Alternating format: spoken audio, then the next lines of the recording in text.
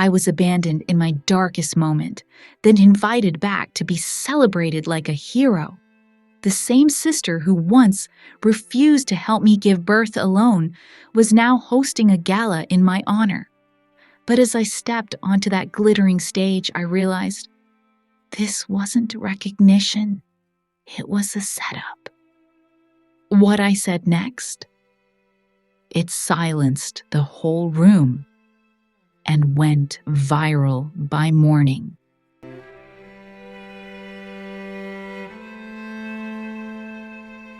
I never expected the envelope to glitter. Thick cream paper, gold embossed lettering, sealed with wax like something out of a royal drama. The Southern Hearts Gala, it read. Hosted by Renee Morgan in honor of women who rise.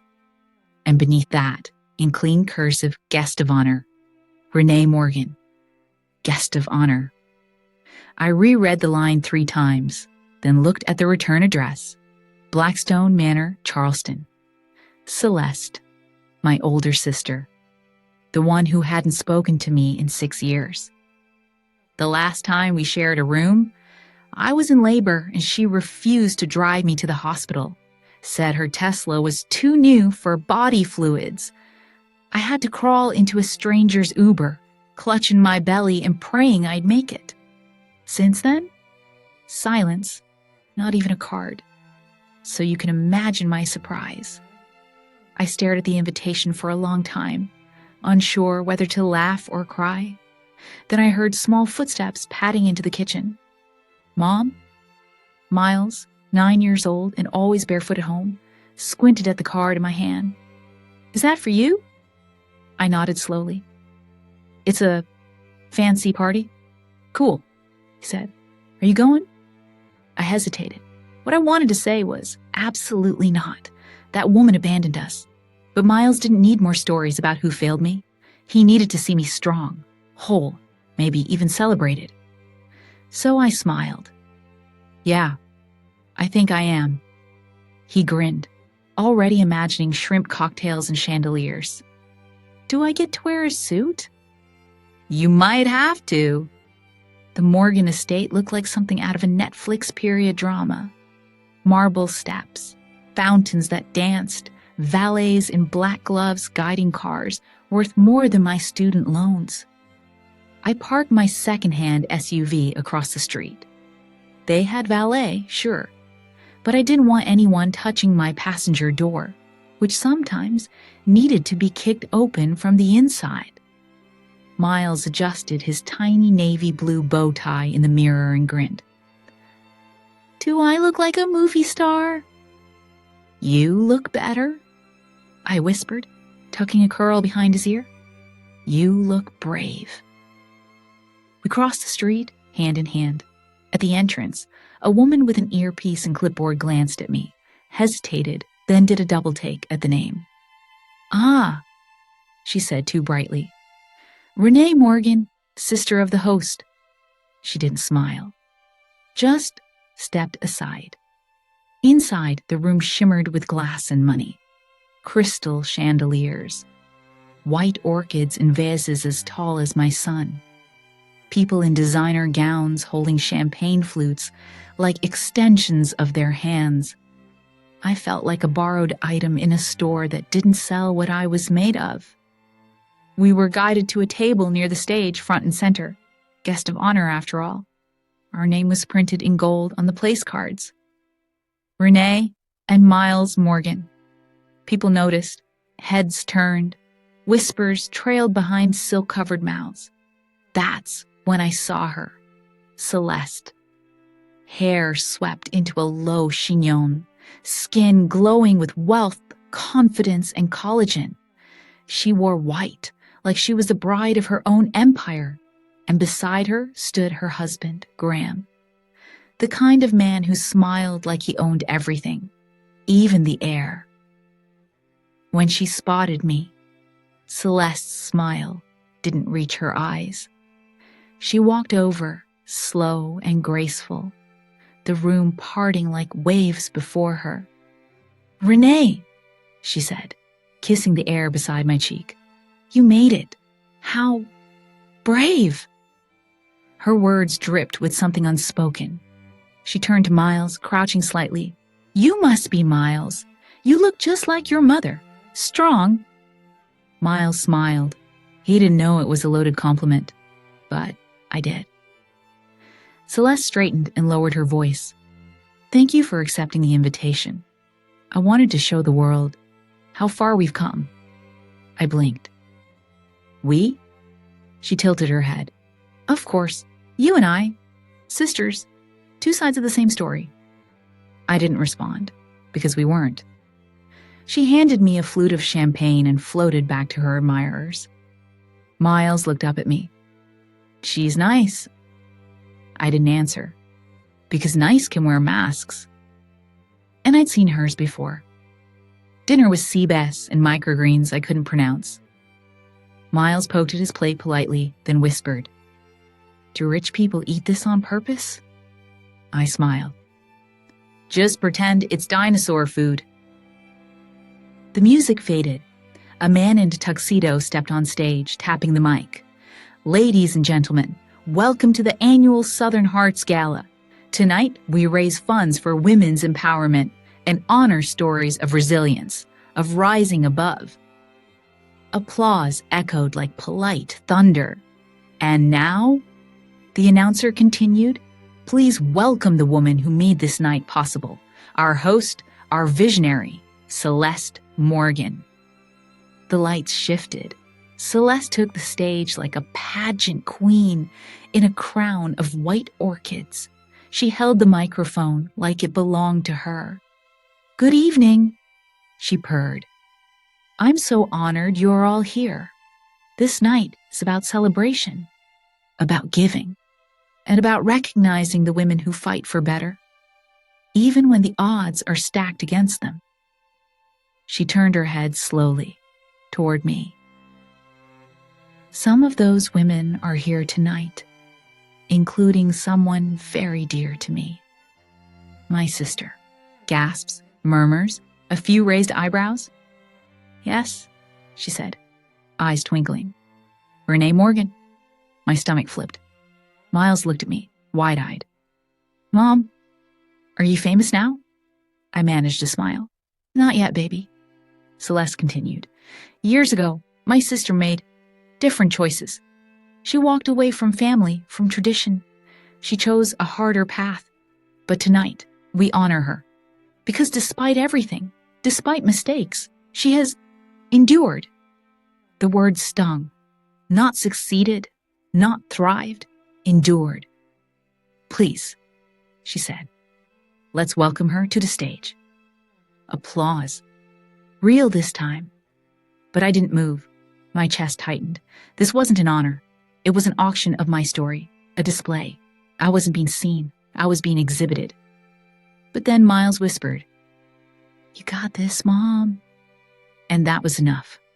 I stood, walked to the stage, took the mic, looked out at a sea of eyes that didn't know me, and a sister who never wanted to. The microphone was warm. Or maybe my palms were just sweating. I looked out at the ballroom. Velvet gowns, diamond necklaces, glasses half raised in polite expectation. Miles watched me from the front row, feet swinging, face bright with pride. He didn't see the trap. Not yet. I cleared my throat. Thank you, I began, my voice steady. It's strange to be here. I used to sneak into this house through the kitchen door. Now I'm walking up front. A ripple of laughter. Nervous. Uncertain. I was invited tonight to be honored, I continued. And I came because I thought maybe this was a moment for healing. For my son to see that even old wounds can close. Pause. I turned slightly. Celeste, thank you for the invitation. She nodded, regal. But I have to be honest, I didn't come here to be put on display. Silence. I didn't come to be applauded for surviving what most people here would never even recognize as struggle. I came because I believed, foolishly, that this was sincere. Whispers. A few heads turned. But when you stand in front of people who once called you reckless, a failure, a stain on the family name, and they raise a glass and call you brave, that's not healing. That's theater. I felt the room tighten. Celeste's jaw clenched, just slightly. I'm a mother, I said simply. That's my identity, my joy, my daily victory. I don't need applause for that. I don't need your polished pity or your charity masquerading as admiration. Now the room was frozen. I turned to Miles. He smiled at me like I was flying. I don't need to reclaim anything, I said softly, because I never gave it away. I stepped back, handed the mic to the MC, and walked off the stage. I didn't hear applause, just the sound of crystal glass stems trembling on linen. I had barely made it halfway back to my seat when Celeste returned to the stage. She took the mic from the MC with a tight-lipped smile and turned to the audience, trying to laugh. "Well," she said, voice sugary and sharp, "we always said Renee had a flair for drama." A few chuckles scattered the room like broken glass. She turned toward me, her eyes cold but her tone sweet, a signature move. "Let's not forget," she said lightly, "that my sister's strength came at a cost. Some of us stayed behind and carried the family name. Others ran." My heart skipped. "But we still love her," she added, "even if she chooses rebellion over responsibility. After all, what's family if not forgiving?" More laughter. Real this time. Bolder. Then she delivered the final blow, the one meant to finish me. "And let's not forget what she's really here for tonight. Your donations, ladies and gentlemen, help women like Renee. Women who need a second chance." A spotlight shifted. Right onto me. I couldn't breathe. She'd reframed everything. This wasn't a celebration of my resilience. It was a plea on my behalf. A charity case. An auction lot in silk and lipstick. "Let's start the bidding," she smiled. $10,000 to sponsor 1 year of her new nonprofit project. Let's give her the foundation she never had. I stood frozen. People reached for their checkbooks, murmuring, "So inspiring," and "How brave." They weren't clapping for me. They were buying me, like a sad story they could wear like a ribbon on their sleeve. Miles looked up at me, unsure. "Mom, why are they giving you money?" My hands were shaking. Celeste smiled wider. The room tilted. Then came the voice. Clear, firm from behind me. "That's enough." The voice wasn't loud, but it cut through the ballroom like a cold wind through silk curtains.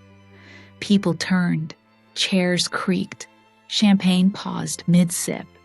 A man stepped forward, mid-30s, clean-cut, calm, tall enough to make people straighten their backs. His name echoed a second later from the whispers. Julian Cross, a tech CEO, big donor, rumored to be Celeste's newest investor. He stepped closer to the stage, his expression unreadable. "I didn't come here to watch a woman's life paraded like a silent auction," he said, voice steady, gaze fixed on Celeste. "I came because I believed this was about empowerment." Celeste blinked. "Julian?" He didn't let her finish. "Turning someone's struggle into a dinner spectacle? That's not empowerment. That's exploitation dressed in couture." Gasps. Julian turned to the crowd now.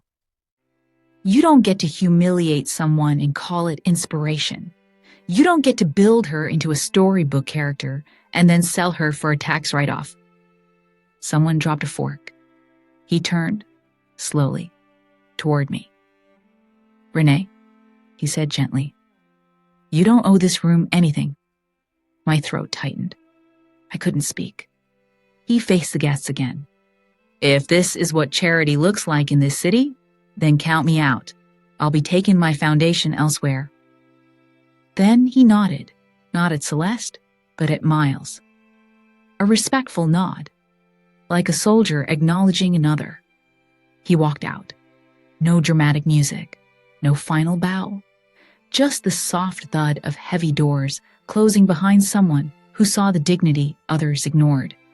And the room broke. The silence after Julian's exit wasn't just awkward, it was radioactive. For a full 10 seconds, no one moved. The air seemed to thicken with something unspoken, like the tension before a thunderclap. Celeste held the microphone tighter than before. Her voice faltered just a bit. Well, she forced a laugh. Julian has always been passionate. But it didn't land. The room wasn't with her anymore. People shifted in their seats. A few set their champagne flutes down quietly. Someone near the back started scrolling their phone. One of the board members, a woman in pearls I recognized from a magazine, leaned toward her husband and muttered something. He nodded and looked at Celeste, like she'd spilled something on his jacket. The tide was turning, and Celeste knew it. She tried to recover, her voice tightening. Let's not forget the purpose of tonight. But it was too late. The spell had broken. People weren't buying the performance anymore. They were seeing it. And it was ugly. A woman at the next table, someone I hadn't spoken to all night, looked at me and mouthed, "I'm sorry." Another guest stood, walked to a staff member, and asked for her coat. A ripple became a wave. Judith, yes, even Judith, my mother, who had been silent all evening, finally broke. She stood, her napkin dropping like a flag of surrender. "Celeste," she hissed, loud enough for nearby tables. "How could you let it go this far?" Celeste froze. "Mother, not now." But Judith wasn't finished. Her voice cracked with something I never expected from her. Fear. "You embarrassed the family." Celeste blinked like she'd been slapped. And I sat, still as stone, my hand in Miles's lap, watching it unfold, not with joy, not with vengeance, but something quieter. Something like justice. For the first time in years, I wasn't the one being picked apart. I was the one being left alone. I didn't say a word, not when Judith sat back down, shaken. Not when Celeste handed off the microphone and left the stage without finishing her speech. Not when the donors began excusing themselves early, muttering about poor taste and reconsidering partnerships. I didn't need to say a thing, because for the first time in my life, they were speaking for me. Miles looked up at me, his eyes wide, hopeful. "Mom, are we leaving?" I nodded, calm. "Yes, baby, it's time." We stood, slowly, as if gravity had changed. I reached for my purse, took one last look at the floral centerpieces, the dripping candles, the glint of the chandelier that had sparkled over my humiliation, and now glittered over my vindication. As we walked toward the double doors, a quiet began to follow us. Not ridicule, not whispers, respect. People moved aside. A man in a gray suit gave me a solemn nod. A woman placed her hand on her heart, not saying anything, just holding it there. Two staff members near the bar stopped talking altogether and stood straight, like they were seeing something rare. I didn't hold my head high to prove a point. I wasn't performing strength. I was just, finally, enough. As I pushed open the door, Celeste called after me, Not loud, not cruel, just desperate. Renee. I turned. She didn't step forward. She didn't apologize. Just stood there, arms crossed, eyes damp, alone in a crowd that no longer clapped. I invited you to remind people how strong you were, she said. I didn't think you'd turn it around. I stared at her for a long second, then simply said, I didn't turn anything. I just stopped pretending. And I walked out, into the night air, into the silence that, for once, didn't feel cold. It felt earned. Miles wrapped his arms around my waist. Did we win? He whispered. I bent down, looked him in the eyes. No, I said. We walked away. That's better. By morning, the video had already gone viral. Not mine. I didn't record a thing. But someone at table 4 did. Julian's interruption, Celeste's unraveling, my words on stage. The moment Miles reached up and took my hand as we walked out, it was all there, edited, captioned, posted, and the world noticed. This is what real strength looks like. You don't humiliate a mother and call it empowerment. To the woman in the navy dress, you're not alone. Thousands of comments, hundreds of DMs. Even a message request from a well-known talk show producer. I didn't reply, because none of that was the point. That Monday, I dropped Miles off at school like I always did. Same parking lot, same backpack, same be kind reminder as he ran toward the gate. But he stopped before he reached the door, turned around, ran back. He wrapped his arms around me tight. Thank you, he said. For what? For showing me how not to be afraid. I held him longer than usual. That night, I got a letter in the mail. No return address. Inside was a single note card, handwritten. The lioness doesn't roar for the crowd. She walks through the fire and leaves the ashes behind. You did good, Renee. No signature. Just one pressed wildflower inside. I knew who sent it. These days, life isn't a movie. The bills still come. The hours are still long. The world doesn't stop because you had one moment of clarity. But everything feels lighter now. I walk into rooms differently. Not louder, just taller. And Miles? He keeps a little drawing of a lioness on his wall. Says it's his superhero. He tells his friends his mom stood up to a whole ballroom once. I don't correct him. Because, in a way, he's right. If you've ever been made to feel small, in a family, a job, a room that should have protected you, hear me now. You're not a burden. You're not broken. And you don't need to audition for the love you deserve. Sometimes, walking away is louder than any speech. If this story spoke to something in you, please like this video, share it with someone who needs to hear it, and leave a comment. Has someone ever tried to shame you in public? What did you do? And if you want more true stories that crack open silence and remind us of who we really are, subscribe to the channel and turn on the bell. Remember, your voice matters, even if no one applauds when you use it.